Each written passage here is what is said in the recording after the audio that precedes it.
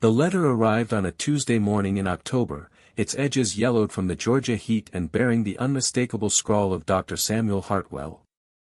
Marcus Whitmore set down his coffee cup with trembling fingers as he read the urgent plea for medical assistance at the remote Ashford plantation. The words, "condition defying natural law," leaped from the parchment like a challenge to everything he had learned in his 15 years of medical practice. "Margaret," he called to his wife, who was tending to their garden outside their Savannah home. "I must pack immediately. Samuel needs me in the countryside." Margaret appeared in the doorway, her face creased with concern. "How long will you be gone, Marcus? The children will ask for their father." "I cannot say." Marcus folded the letter carefully, though his hands betrayed his unease. "Samuel's message is cryptic. He speaks of phenomena that challenged the very foundations of medical science." The journey to the Ashford plantation took 2 days by horseback through increasingly desolate Georgia countryside. Spanish moss hung like funeral shrouds from ancient oaks, and the air grew thick with the scent of decay and stagnant water. Marcus had treated consumption, cholera, and even cases of hysteria that had baffled other physicians, but something in Samuel's letter suggested this would test him in ways he had never imagined. The plantation house emerged from the morning mist like a monument to decay. Once white columns were stained with rust and vine rot, and several windows had been boarded shut with rough planks. A Negro man in tattered clothing took Marcus's horse without meeting his eyes, and when Marcus thanked him, the man only shook his head and whispered, "You shouldn't have come, doctor. Some things ain't meant to be fixed." Dr. Samuel Hartwell met him at the front door, and Marcus barely recognized his old colleague. Samuel's hair had gone completely gray since their last meeting 2 years prior, and deep lines etched his face like scars from some invisible battle. "Marcus, thank God you've come." Samuel's voice carried a tremor that Marcus had never heard before. "I must warn you before we proceed, what you are about to witness will challenge everything you believe about human anatomy, about divine will, about the very nature of identity itself." "Samuel, you're frightening me with these vague warnings. What manner of illness requires such dramatic preamble?" Samuel led him through a hallway lined with portraits of stern-faced ancestors, their eyes seeming to follow the two physicians as they walked. "It is not illness, Marcus. It is something far more terrible. A curse, perhaps, though I resist such unscientific terminology." They paused before a heavy oak door at the end of the corridor. Samuel's hand rested on the brass handle, but he made no move to turn it. "The Ashford family has lived on this land for 3 generations, Samuel began, his voice barely above a whisper.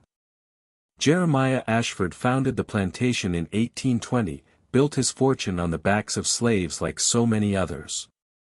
But something happened here, Marcus.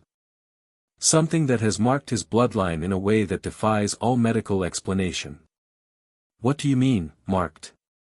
Samuel's eyes met his, and Marcus saw genuine terror reflected there. "They share the same face, Marcus. Not similar features, the exact same face. 3 generations, different ages, different genders, but identical in every detail down to the smallest freckle." Marcus felt his scientific skepticism rising. "Surely you exaggerate. Strong family resemblances are not uncommon."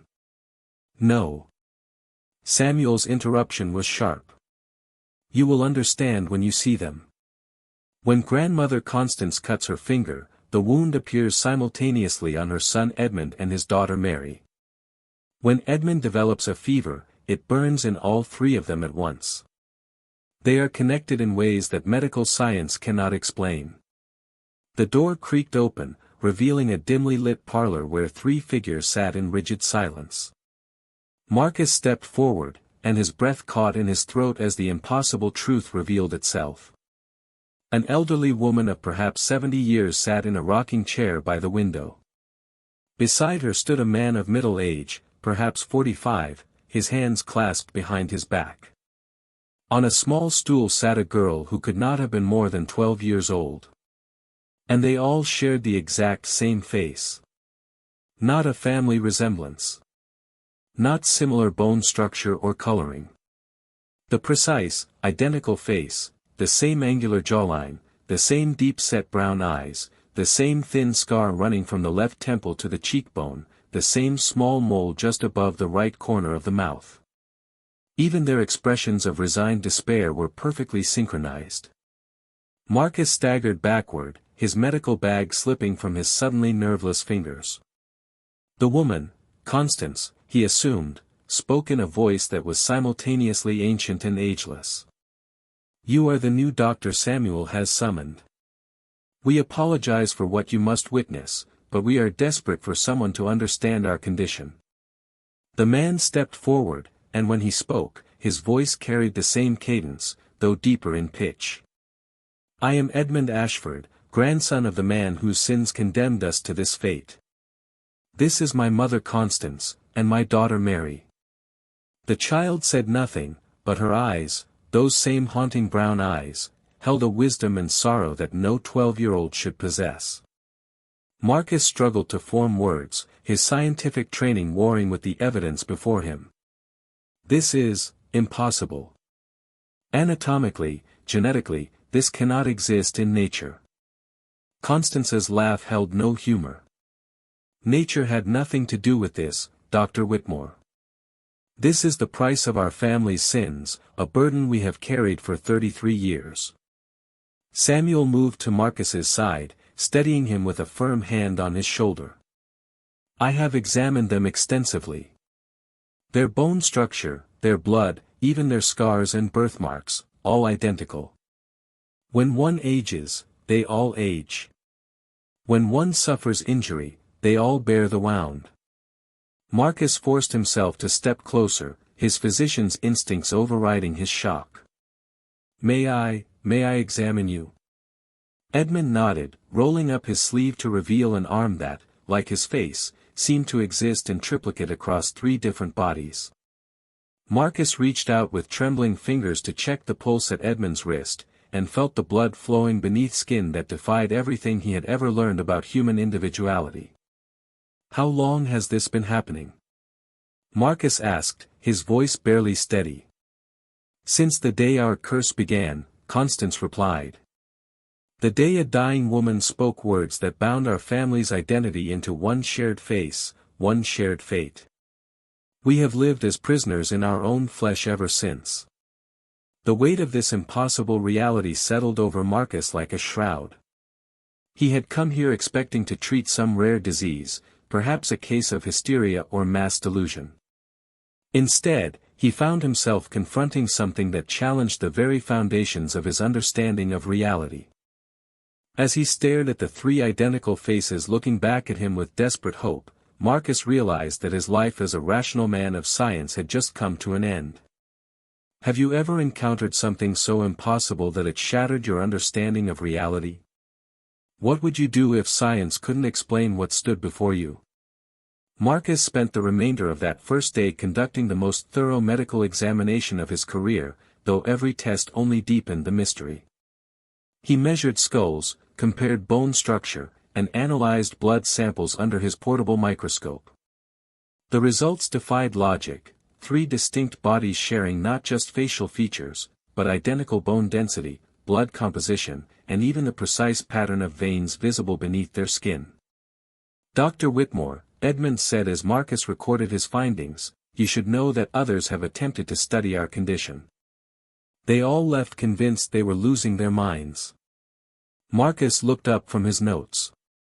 "How many physicians have examined you?" 7, over the years. Samuel was the only one who stayed long enough to document what he observed. "The others?" Edmund's voice trailed off as he exchanged a meaningful glance with his mother. Constance picked up the thread. "The others began to see things, Doctor. To experience changes in themselves after prolonged contact with us." "What sort of changes?" Before anyone could answer, Samuel appeared in the doorway. "Marcus, I need to show you something." Something I discovered only yesterday. They moved to Samuel's makeshift laboratory, set up in what had once been the plantation's library. Medical instruments lay scattered across mahogany tables, alongside detailed sketches and pages of frantic notes. "Watch carefully," Samuel said, producing a small scalpel. "Edmund, if you would." Edmund extended his arm without hesitation, as if this demonstration had been performed before. Samuel made a shallow cut along the forearm, perhaps 2 inches long. Blood welled from the wound immediately. Marcus gasped as identical cuts appeared simultaneously on Constance's and Mary's arms, though neither had been touched by the blade. The wounds were precise duplicates, the same length, depth, and angle. Blood flowed from all 3 at the same rate. "Merciful God," Marcus breathed. "How is this possible?" "It works in reverse as well," Samuel explained, producing a roll of bandages. He wrapped Edmund's wound carefully, and within moments, matching bandages materialized around the identical cuts on Constance and Mary. Young Mary spoke for the first time since Marcus's arrival, her voice soft but clear. "It happens with everything, Dr. Whitmore. Wounds, illnesses, even emotions sometimes. When Papa feels sad, Grandmother and I feel it too. When I have nightmares, they wake up screaming." Marcus sank into a chair, overwhelmed by the implications. This violates every principle of individual human existence. Each person should be discrete, separate. "We have not been separate for 33 years, Constance said quietly. "Not since the night Mama Celia cursed our family line." "Mama Celia?" Edmund's expression darkened. "One of my grandfather's slaves. She was present during some of his worst atrocities. When she died, she spoke words that changed everything." Marcus leaned forward. "What sort of atrocities?" The room fell silent except for the ticking of an old clock on the mantel. Finally, Constance spoke, her voice heavy with shame. "Jeremiah Ashford was not content simply to own human beings, Dr. Whitmore. He derived pleasure from their suffering. He would force families to watch as he tortured their loved ones. He once made a father choose which of his children would be killed first." Marcus felt sick. "And this Mama Celia witnessed these things? She lost her entire family to his cruelty," Edmund continued. "Her husband, her 3 sons, her daughter. When she lay dying from the beatings Jeremiah inflicted, she cursed him. She said that if he could destroy the bonds between families, then his own family would be bound together in a way that would make them prisoners of their shared identity. The very next morning, Constance added, Jeremiah's infant son, my late husband, awoke with his father's face. Not similar features, but the exact same face. As the child grew, his features remained identical to his father's. And when that child had children of his own. The curse continued," Marcus finished. Mary nodded solemnly.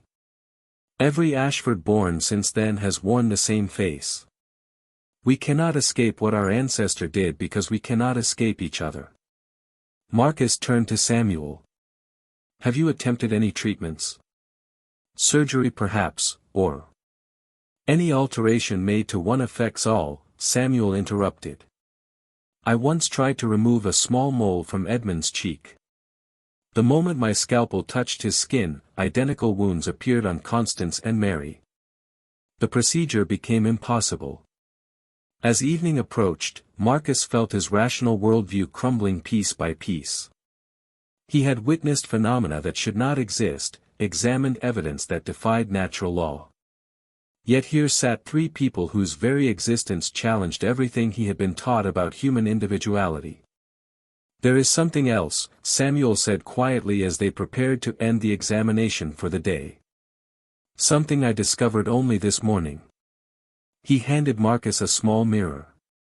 "Look at your reflection, old friend." Marcus raised the mirror to his face and nearly dropped it in shock.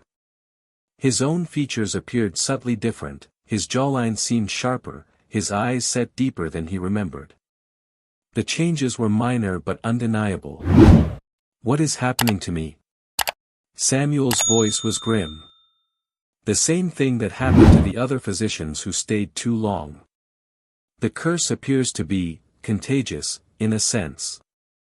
Prolonged exposure begins to alter one's appearance toward the Ashford features."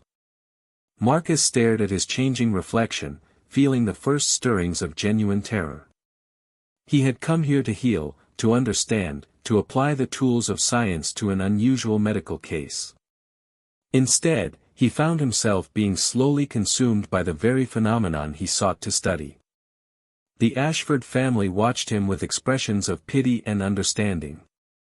They knew, perhaps better than anyone, what it meant to lose one's individual identity.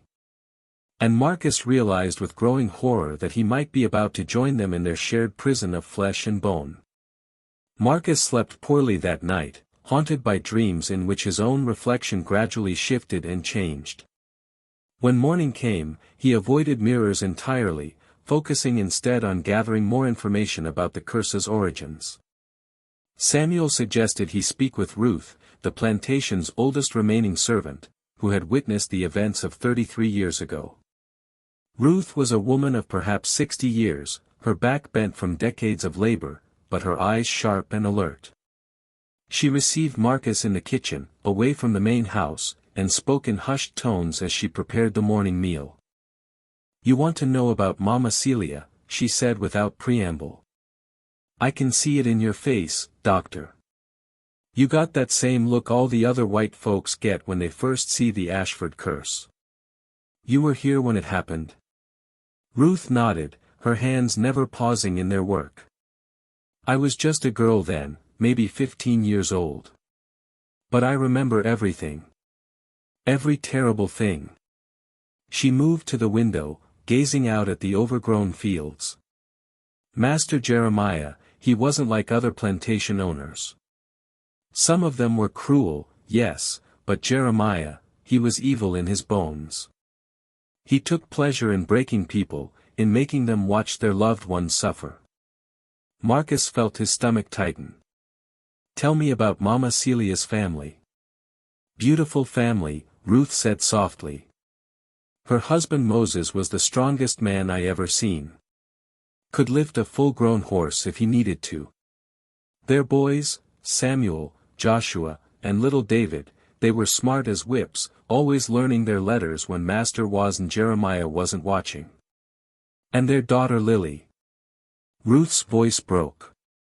"Lily was just 12 years old, same age as Miss Mary is now." The parallels were not lost on Marcus. "What happened to them?" Ruth's voice became a whisper. "Master Jeremiah decided he wanted to make an example. Said the slaves were getting too comfortable, needed to remember their place. He chose Mama Celia's family for his lesson." She turned back to Marcus, tears streaming down her weathered cheeks. "He made Moses watch while he tortured his boys. Made him choose which son would die first. When Moses refused to choose, Jeremiah killed all 3 of them, slowly, while Moses was chained to a post and couldn't do nothing but scream." Marcus felt bile rise in his throat. "And the daughter?"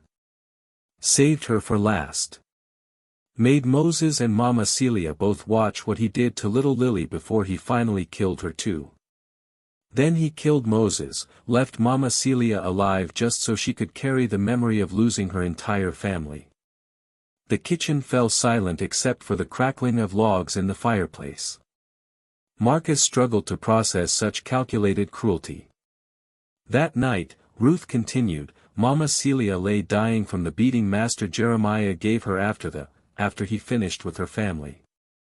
But before she passed, she spoke words that I'll never forget.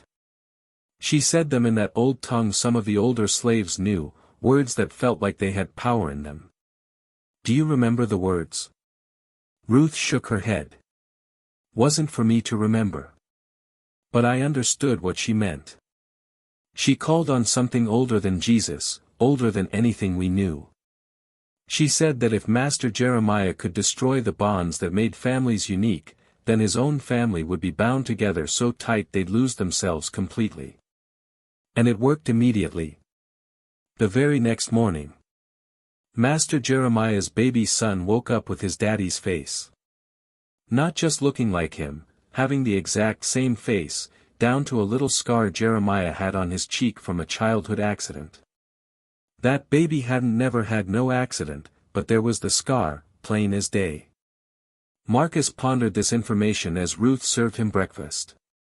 What happened to Jeremiah himself? Died within the year. Couldn't handle seeing his own face on his infant son.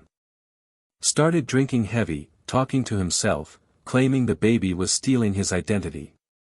Found him at the bottom of the river one morning. Probably threw himself in. After breakfast, Marcus returned to the main house to find Edmund waiting for him in the library. The middle-aged man, or rather, the middle-aged version of the shared Ashford face, looked haggard, as if he too had slept poorly. "Dr. Whitmore, I hope Ruth's story wasn't too disturbing. We know it's difficult for outsiders to understand the full scope of what our family has done." "Your family?" Marcus studied Edmund's familiar features. "You weren't alive when these atrocities occurred." "No, but I carry them nonetheless." Edmund moved to the window, his reflection causing Marcus to see double, the same face looking both inward and outward. "Every day I wake up wearing the face of my grandfather's sins. Every mirror shows me the features that Mama Celia cursed. I am my own constant reminder of crimes I didn't commit but cannot escape." Marcus joined him at the window. "And your mother? Your daughter? They bear the same burden. Mary asks me sometimes why she looks like her grandmother and her father. How do you explain to a child that she has no individual identity because her great-great-grandfather was a monster?" The weight of inherited guilt pressed down on the room like a physical presence. Marcus found himself studying Edmund's profile, noting details he hadn't seen before, a slight tremor in the jaw, a tightness around the eyes that spoke of decades of psychological torment. "Edmund," Marcus said carefully, "in your correspondence with Dr. Hartwell, you mentioned that other physicians had experienced changes after staying here.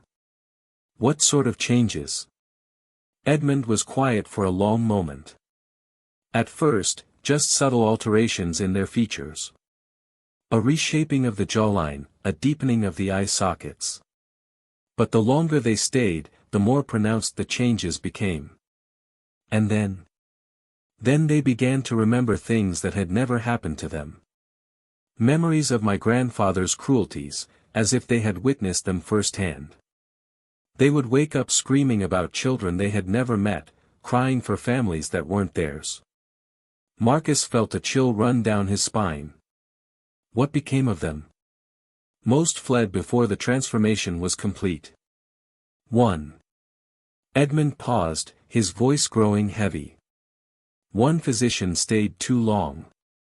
Dr. Harrison was his name. He became so convinced that he was somehow responsible for Jeremiah's crimes that he tried to take his own life. We stopped him, but he left the next morning, and we never heard from him again." The implications were clear. Marcus was not simply studying a medical anomaly, he was being slowly consumed by it. Each hour he spent in proximity to the cursed family brought him closer to losing his own identity, to becoming another victim of Mama Celia's revenge. Yet he could not bring himself to leave. Something about their plight called to the healer in him, the part of his nature that could not abandon suffering patients regardless of the personal cost. And there was something else, a growing certainty that this curse was not random supernatural malevolence, but a precise form of justice that demanded understanding. As the afternoon wore on, Marcus found himself staring at his reflection in the library windows, watching his features continue their subtle transformation. He was changing, becoming something other than himself, and the most terrifying part was that he was beginning to understand why. By his third day at the plantation, Marcus could no longer deny what was happening to his own face. The changes were subtle but undeniable, his jawline had sharpened to match the Ashford features, his eyes had taken on that same deep-set quality, and most disturbing of all, a thin scar had begun to appear along his left temple, identical to the mark that branded all three family members. Samuel found him staring at his reflection in the hallway mirror, touching the emerging scar with trembling fingers. "How long before it's complete?" Marcus asked without turning around. "Based on my observations of the other physicians, perhaps a week more. Maybe less." Samuel's voice carried the weight of professional detachment mixed with personal anguish. "The transformation appears to accelerate with each passing day." Marcus finally turned away from the mirror, unable to bear the sight of his changing face any longer. "And the memories? When do those begin?" "They've already started, haven't they?" The question hit Marcus like a physical blow because it was true. The previous night, he had dreamed not of his own childhood in Savannah, but of scenes from the plantation's dark past. He had experienced Jeremiah Ashford's memories as if they were his own, the pleasure the man had taken in others' pain, the calculated cruelty of his actions, the complete absence of empathy that had allowed such atrocities. "I remember things I never witnessed," Marcus admitted. "The taste of another man's fear, the sound a child makes when—" He couldn't finish the sentence. "It gets worse," Samuel warned. Dr. Harrison began to believe he was personally responsible for Jeremiah's crimes. The guilt consumed him completely. They were interrupted by the arrival of young Mary, who appeared in the doorway like a ghost. The sight of her 12-year-old body bearing the mature, weathered face of her ancestors was even more disturbing now that Marcus was beginning to share those same features. "Dr. Whitmore," she said in her unnaturally wise voice, "Mama Celia's spirit wants to speak with you." Both physicians stared at the child. Samuel recovered first. "Mary, what do you mean?" "She comes to me in dreams sometimes. She's been waiting for someone who might understand the full price of breaking the curse." Marcus knelt to Mary's eye level, studying the familiar features that were becoming his own. "What does she want to tell me?" "That the curse can be broken, but only through complete sacrifice. Someone must choose to carry all our sins willingly, to take the burden of our shared guilt into themselves." The implication was clear, and Marcus felt his newly acquired memories of Jeremiah's atrocities pressing against his consciousness like a weight. The curse was not simply about shared appearances, it was about shared responsibility for ancestral crimes. "Mary," he said gently, "has anyone ever attempted this sacrifice?" The child shook her head. "Papa says it would mean giving up everything, our faces, our names, our very existence. We would be erased from the world completely." As the day progressed, Marcus found his scientific detachment crumbling entirely. The borrowed memories were becoming more vivid, more frequent. He would catch himself thinking in Jeremiah's voice, remembering the plantation through the dead man's eyes. The weight of inherited guilt was becoming unbearable. During dinner, Edmund broached the subject that none of them had dared to voice directly. "Dr. Whitmore, you must leave before the transformation becomes irreversible. How can I abandon you when I might be the key to understanding your condition?" Constance set down her fork, her ancient eyes meeting his. "Because understanding our condition means becoming part of it. Already you carry Jeremiah's memories. Soon you will carry his guilt as well, and that burden has driven stronger men to madness." Marcus looked around the table at the three identical faces, seeing his own future reflected in their resigned despair. "Tell me about the other physicians." "All of them." "What did they discover before they fled?" Edmund exchanged glances with his mother before answering. Dr. Morrison believed the curse was tied to specific bloodlines, that only descendants of those who suffered under Jeremiah could truly break it. Dr. Fisher thought it required a blood sacrifice. Dr. Harrison. He paused. Dr. Harrison was convinced that someone had to willingly take on the full weight of Jeremiah's sins, to experience every moment of suffering he had caused. "And what do you believe?" I believe, Edmund said slowly, that Mama Celia created something more sophisticated than a simple curse. She created a trap for justice, a way to ensure that those responsible for destroying families would themselves lose their individual identities. Marcus nodded, the logic becoming clear through the haze of borrowed memories. But the original perpetrator is long dead. The curse continues to punish the innocent. Are we innocent? Mary asked, her child's voice carrying the weight of decades. We benefit from wealth built on suffering. We live on land watered with blood. Perhaps carrying this burden is justice after all. That night, Marcus barely slept. The memories were coming faster now, not just Jeremiah's experiences, but the experiences of his victims. He felt Moses's anguish as he was forced to choose which son would die first. He experienced Lily's terror in her final moments. He understood, with horrifying clarity, exactly what crimes his new face represented. By morning, his transformation was nearly complete. Only the finest details remained unchanged, the exact shape of his earlobes, the precise curve of his lips. Soon, even those would conform to the Ashford template. Samuel found him in the library, surrounded by plantation records and family documents. Marcus, you have perhaps hours before the change becomes permanent. You must leave now. I can't. Marcus looked up from the papers, his increasingly familiar face set with determination.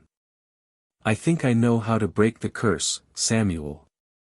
But it will require someone willing to make the ultimate sacrifice. What kind of sacrifice? Marcus gestured to the documents spread before him. I've been studying the plantation records, the family histories, everything I can find about Jeremiah's crimes. The curse isn't random, Samuel. It's precise. It's justice. What do you mean? Jeremiah destroyed individual identities by forcing families to watch their loved ones suffer and die. Mama Celia responded by destroying his family's individual identity, binding them together in shared guilt. The only way to break such a curse is to willingly accept that guilt completely, Samuel finished, understanding dawning in his eyes. Marcus nodded. Someone must choose to carry the sins of the entire Ashford line, to experience every moment of suffering they caused, and then, to erase themselves completely from existence. And you're considering this? Marcus touched the scar on his temple, now nearly identical to the one that marked all the Ashfords. I'm already carrying their memories, Samuel. I'm already becoming them. Perhaps this is why the curse drew me here, not to cure it, but to end it. The weight of that realization settled over both men like a funeral shroud. Marcus had come to the plantation as a healer, but he was destined to become something else entirely, the final victim of a curse that demanded absolute justice, no matter the cost. Marcus spent his fourth morning at the plantation in a state of feverish research, driven by the knowledge that his own transformation was nearly complete. The borrowed memories of Jeremiah's atrocities now felt as real as his own childhood experiences, and the weight of inherited guilt threatened to crush what remained of his original identity. Samuel found him in the basement archives, where generations of plantation records gathered dust in the humid Georgia air. Marcus, your face. Samuel's voice trailed off as he studied his colleague's features. The transformation was nearly complete, only the most careful observer could detect any difference between Marcus and the three Ashfords upstairs. I know. Marcus didn't look up from the yellow document spread before him. But I think I've found something, Samuel. A record of Mama Celia's descendants. Samuel moved closer, studying the faded ink on pages that chronicled births, deaths, and family lineages among the plantation's enslaved population.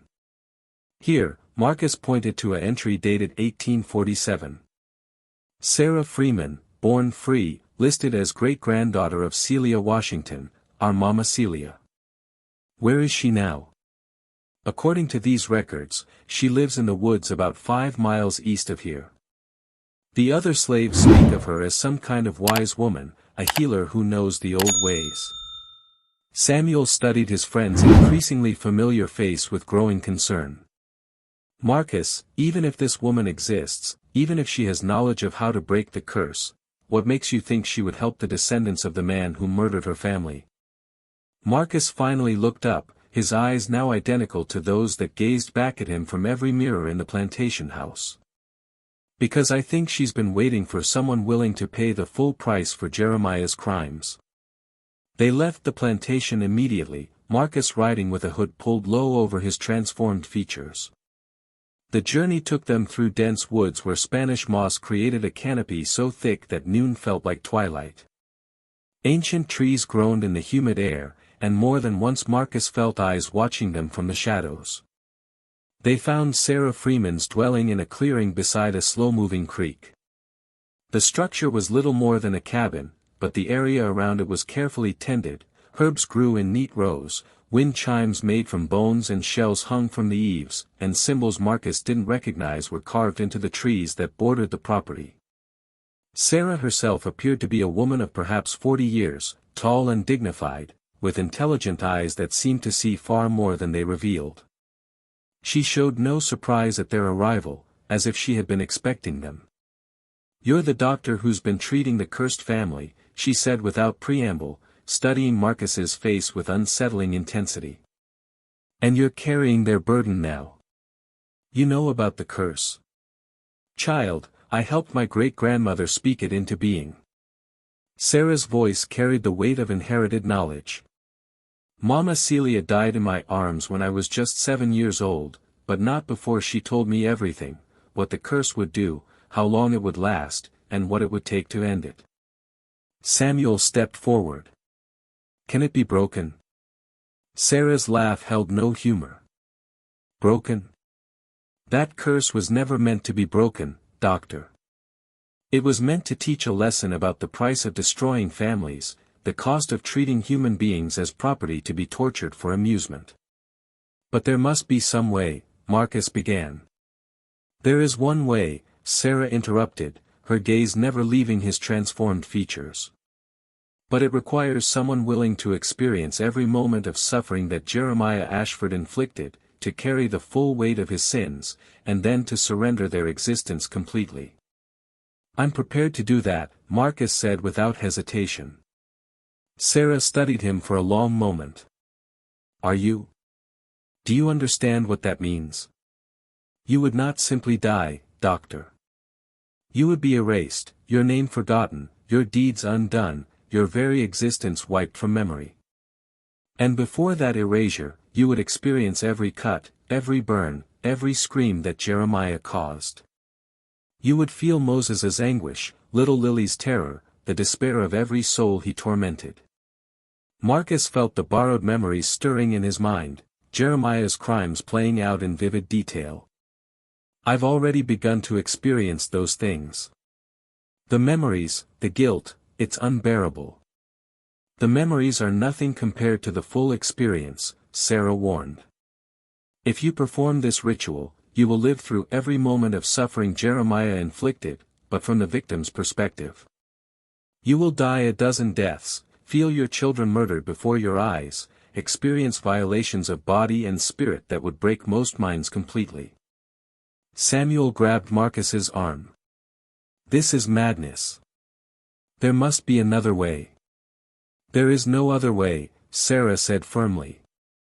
"Mama Celia was very specific about that. The curse can only be ended by someone who willingly takes on the full burden of the sins that created it. And that person must surrender their existence completely, no afterlife, no peace, no memory of ever having existed." Marcus looked at his hands, noting how even his fingerprints had changed to match the Ashford pattern. "And if I refuse? If I simply leave the plantation and try to live with this condition? Then you become the fourth member of their cursed family, carrying their guilt forever. And someday, when you have children, they too will wear the same face and carry the same burden." The choice was clear, though its implications were staggering. Marcus could abandon the Ashfords to their fate and accept his own transformation, or he could sacrifice everything, his life, his identity, his very existence, to free them from a curse they had inherited through no fault of their own. If I do this, he asked quietly, will they be free? Truly free? Sarah nodded solemnly. They will regain their individual faces, their separate identities. The curse will be broken completely. But you. She paused. You will never have existed at all. Your wife will have no memory of you, your children will never have been born, your patients will have been treated by other doctors. It is the ultimate sacrifice, not just your life, but your entire existence. Marcus thought of Margaret, of their children, of all the patients he had helped over the years. To save the Ashford family, he would have to erase all of that, undo every good thing he had ever accomplished. When must I decide? The ritual can only be performed during the dark moon, Sarah replied, looking up at the sky where afternoon clouds were gathering. Tonight is the last night of this cycle. If you wait another month, your transformation will be complete and irreversible. You'll become permanently part of their curse. Marcus looked at Samuel, seeing his own anguish reflected in his colleague's eyes. The choice was impossible: abandon the cursed family to eternal suffering, or sacrifice not just his life but his very existence to free them.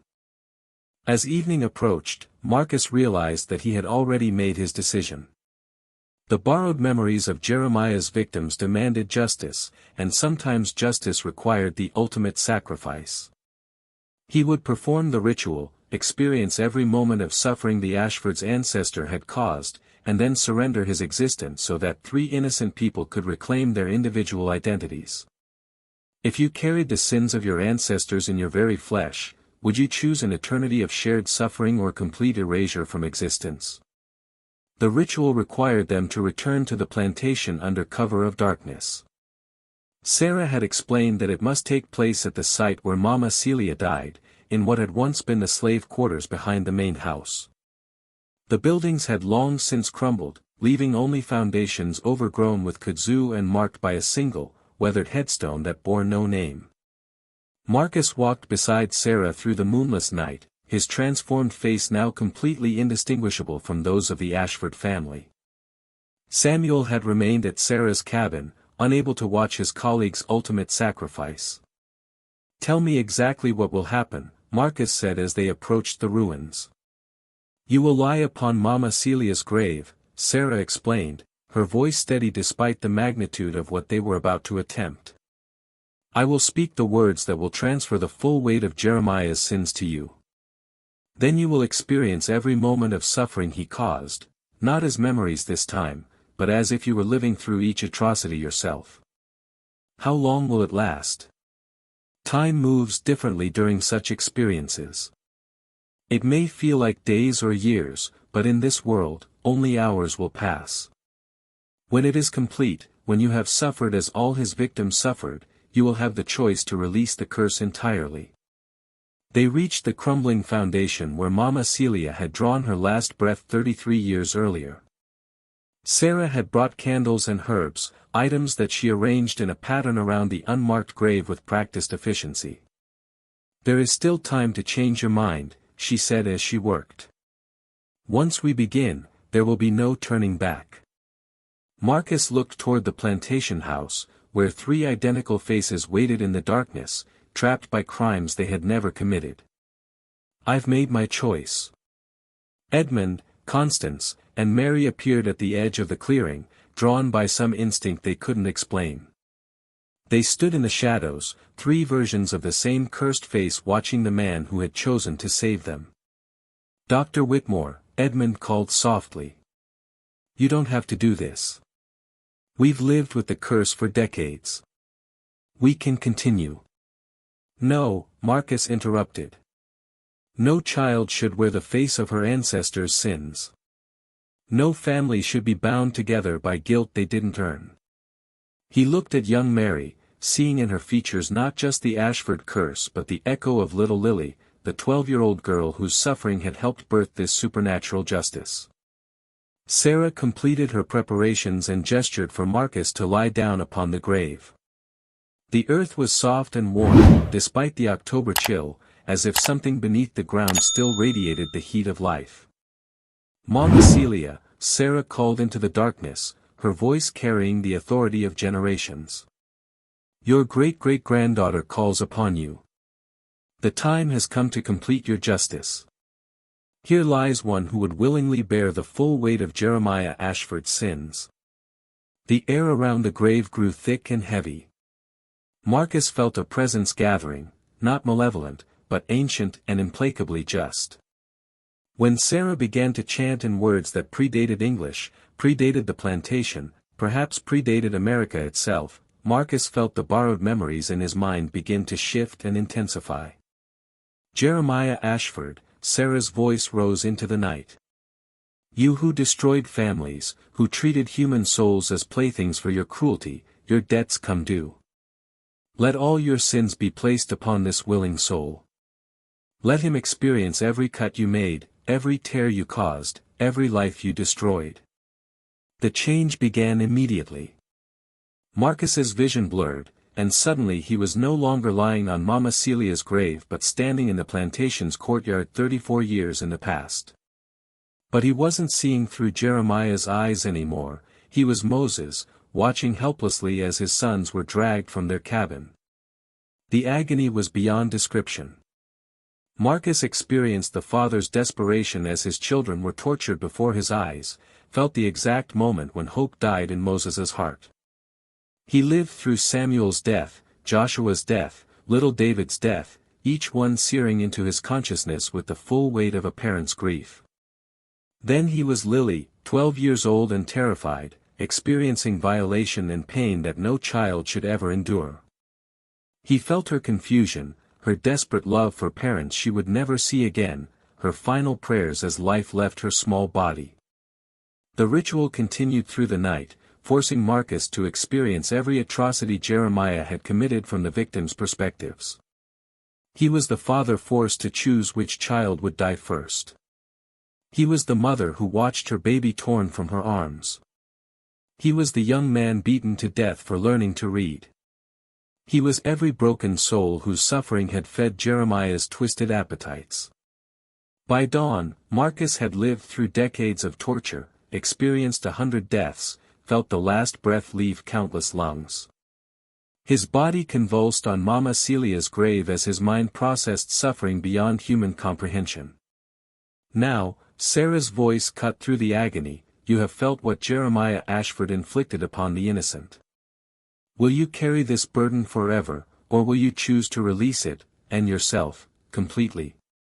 Through his torment, Marcus saw the three Ashfords still watching from the shadows. Their identical faces were wet with tears, understanding somehow that their freedom was being purchased with ultimate sacrifice. "I choose, release," Marcus whispered through lips that barely obeyed him. "Let the curse end with me." Sarah spoke the final words, ancient syllables that seemed to tear reality itself. Marcus felt his existence beginning to unravel, not just his life, but every trace that he had ever lived. The memories of his childhood began to fade, his medical training evaporated like morning mist, his love for Margaret and their children became less real with each passing moment. But as his individual identity dissolved, he saw the miracle he had died to create. The identical faces of the Ashford family began to change, their features shifting and individualizing for the first time in 33 years. Constance became herself, an elderly woman with kind eyes and laugh lines. Edmund's face softened into that of a middle-aged father, gentle and careworn. Mary transformed into the child she had always been meant to be, unique, innocent, free. The curse was broken. The Ashford family stood in the dawn light wearing their own faces, carrying their own identities, freed from the burden of inherited sin. Marcus's last coherent thought was a prayer of gratitude that his sacrifice had meaning. Then he dissolved entirely, not into death but into absolute non-existence. His body faded from Mama Celia's grave like smoke, leaving no trace that Dr. Marcus Whitmore had ever lived. Sarah gathered her ritual implements as the sun rose over the plantation. The curse was broken, justice was complete, and somewhere in Savannah, a woman named Margaret was waking up in a house where she had always lived alone, with no memory of a husband who had never existed and children who had never been born. The price of redemption had been paid in full. In the years that followed, the Ashford plantation gradually returned to life. Edmund, now bearing his own unremarkable but genuinely individual features, remarried and had children whose faces were their own. Constance lived out her remaining years in peace, tending a garden where she grew flowers instead of the cotton that had once watered the soil with blood and tears. Young Mary grew into a woman who chose to become a teacher, dedicating her life to educating the children of former slaves. But one person remembered. Sarah Freeman had been present at the breaking of the curse, had spoken the words that erased Marcus Whitmore from existence. Unlike everyone else in the world, she retained memory of the doctor who had sacrificed everything to free an innocent family from their inherited guilt. She established a small practice as a healer in the woods near the plantation, treating both the freed slaves and the white families who had begun to settle in the area as the old plantation system crumbled. To her patients, she was simply a wise woman with knowledge of herbs and healing. They never suspected that she carried the memory of a profound sacrifice that the rest of the world had forgotten. Sometimes, late at night, Sarah would visit Mama Celia's grave and speak to the darkness about the doctor who had willingly experienced every moment of Jeremiah Ashford's victims' suffering. She told the unmarked headstone about Marcus's wife Margaret, who now lived a different life in Savannah with no knowledge that she had ever been married. She spoke of the children who had never been born, the patients who had been treated by other physicians, the ripples of non-existence that spread out from one man's ultimate sacrifice. He chose love over existence, she would whisper to her great-grandmother's spirit. Chose justice over self. That kind of sacrifice, it leaves marks on the world, even when the world forgets. Sarah began keeping a journal, not for herself, but for posterity. In its pages, she recorded the true story of the Ashford curse and the man who had ended it. She wrote about supernatural afflictions tied to historical injustices, believing that some sins created wounds in reality itself that refused to heal until properly addressed. As she aged, Sarah took on apprentices, other women who showed sensitivity to the old ways, the deeper currents that flowed beneath the surface of the rational world. To each one, she passed down the story of Dr. Marcus Whitmore, ensuring that at least somewhere in the world, someone would remember his sacrifice. The journal grew thick with such accounts. Sarah discovered that the Ashford curse had not been unique. Across the South, she found families bearing the supernatural consequences of ancestral sins. Some carried diseases that had no medical explanation. Others were haunted by the ghosts of those their forebears had wronged. A few bore physical marks, scars, deformities, or other stigmata, that reflected the suffering they or their ancestors had inflicted. In each case, Sarah found that the supernatural justice was precise and meaningful. The curses weren't random malevolence but careful calibrations of cosmic balance, ways of ensuring that those who had escaped earthly consequences for their crimes would eventually face a reckoning of some kind. Years passed. Sarah grew old and trained a successor, a young woman named Ruth, named after the plantation cook who had first told Marcus about Mama Celia's story. To Ruth, she passed not only her healing knowledge but also the secret journal and the responsibility of remembering those who had been erased in service of justice.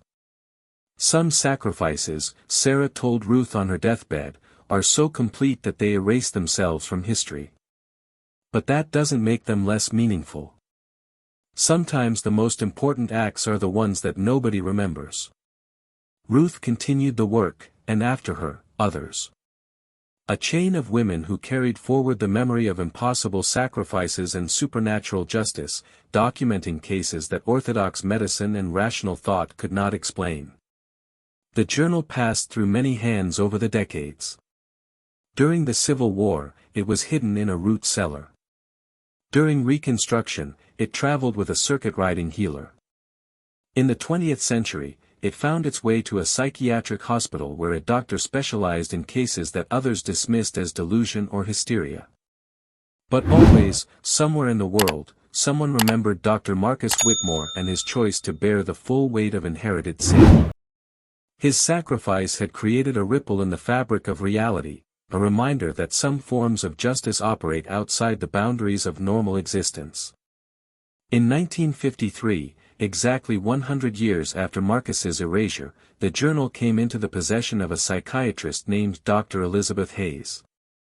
She had spent her career studying patients who claimed to remember lives they had never lived, who bore guilt for crimes they had never committed, who carried the psychological scars of traumas that had happened to other people entirely. Reading Sarah Freeman's careful documentation, Dr. Hayes began to understand that these were not cases of mental illness but evidence of a deeper truth, that some sins are so profound they wound reality itself, creating supernatural consequences that can only be resolved through equally profound acts of redemption. She established a private practice dedicated to such cases, helping families discover the historical roots of their supernatural afflictions and, when possible, finding ways to address the underlying injustices that had created them. Dr. Hayes never found another case quite like the Ashford curse, never encountered another sacrifice as complete as Marcus Whitmore's. But she found enough similar situations to convince her that the rational world was built on top of deeper currents of justice and consequence that most people never suspected.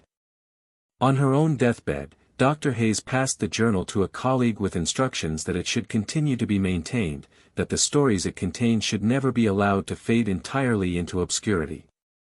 Some truths, she whispered with her final breath, are too important to forget, even when the world has chosen to forget them.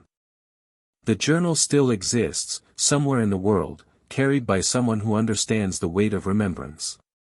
In its pages, Dr. Marcus Whitmore's sacrifice is recorded in Sarah Freeman's careful script, a testament to the idea that love can be stronger than existence, that justice sometimes demands the ultimate price, and that some acts of redemption are so complete they erase themselves from history while leaving the world forever changed. And in a small town in Georgia, the descendants of the Ashford family still live free lives, bearing their own faces, carrying their own identities, never knowing the price that was paid for their freedom or the man who chose non-existence over allowing their suffering to continue. The curse was broken. The debt was paid. The sacrifice was complete. But somewhere in the shadows between memory and forgetting, the echo of that choice continues to resonate, a reminder that even in a world that often seems devoid of justice, profound acts of love and redemption still have the power to heal wounds that seemed permanent, to break chains that seemed unbreakable, and to transform suffering into freedom. If you've followed this tale of inherited sin and ultimate sacrifice to its conclusion, comment, "Some faces never forget," and share what you believe happens when the past refuses to stay buried, and when someone chooses to bury it at the cost of their very existence.